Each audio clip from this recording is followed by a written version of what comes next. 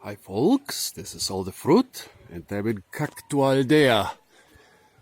They say it's the biggest cactus park in the world. I cannot judge that, but it's definitely the best cactus park in all of the Canary Islands.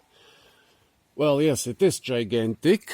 There are thousands and thousands of cacti and other succulents.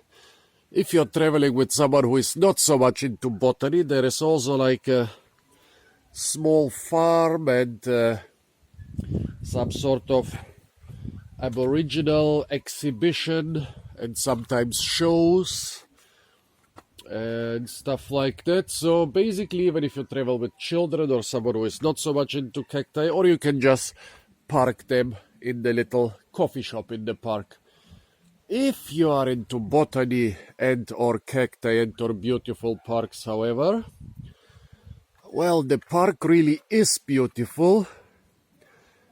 It's basically the only one in the Canary Islands where I can say that they really put a lot of effort into amassing a collection of many different species.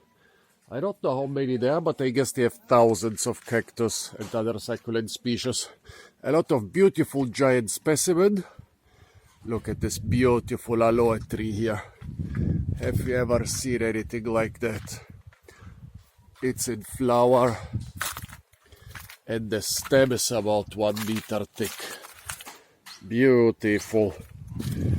Well, there are a couple disadvantages. We had a few very dry years here in Gran Canaria. So yeah, and I think that the irrigation system doesn't work, so a lot of the plants are suffering. They are succulents. A lot of them are coming from deserts and semi-deserts, so they are still surviving, but they are not looking their best, and not all of them are surviving. Also, a lot of them are very old. That's good in some cases, because you have giant, impressive specimen.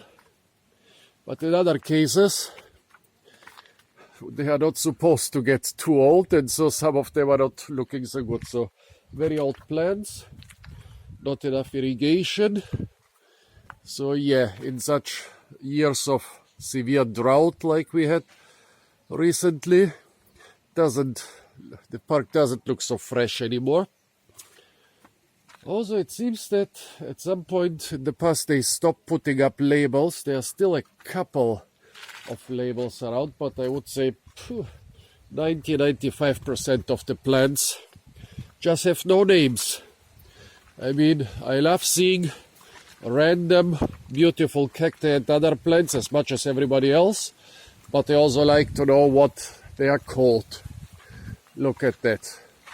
Gigantic and full with beautiful cacti and other succulents, and with most of them I just have to guess what they are.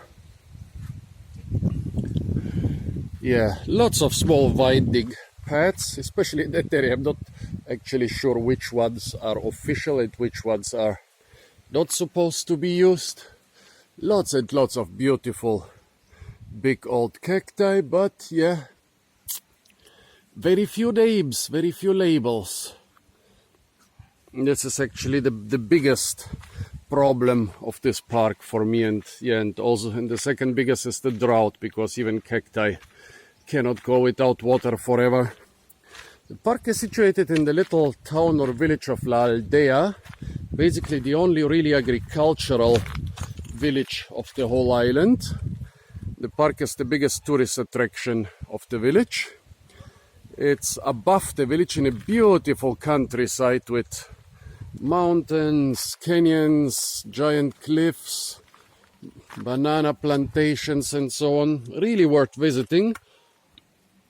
If you're in the Canary Islands, somewhere in the south or the southwest, you should really visit this park. I think it's the best botanic garden in the southern half of the island of Gran Canaria. Maybe the best one in all of Gran Canaria. I don't want to judge. They have a couple pretty good ones in the north. But yeah, that's all I can say. I could walk for hours on those little paths and show you a lot more, but I guess you got an idea what the park looks like. If you're in Gran Canaria, come here and check it out. Stay tuned for a lot more fruit videos from the beautiful island of Gran Canaria. And don't forget to like, share, comment and subscribe.